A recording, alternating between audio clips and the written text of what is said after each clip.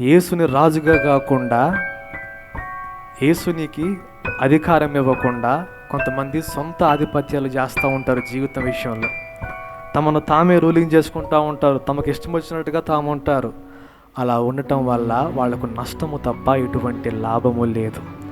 నువ్వు ఎప్పుడైతే నీ జీవితాన్ని ఆయన చేతికి సరెండర్ చేస్తావో, ఆయనకు అధికారాన్ని అప్పగిస్తావో, నీకు ఎటువంటి ఇబ్బంది లేకుండా, కష్టము లేకుండా నిన్ను విమోచించి, రక్షించి, తన కౌగిటిలో బంధించి నిన్ను హక్కున చేర్చుకొని తప్పకుండా ఆదరించి నిన్ను దరి చేర్చే దేవుడు నా యేసయ్య.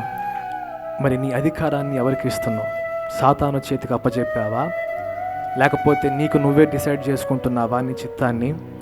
నిన్ను నువ్వే రూల్ చేసుకుంటున్నావా? లేకపోతే పరిశుద్ధాత్మ చేత, యేసయ్య చేత నీవు రూల్ చేయబడుతున్నావా?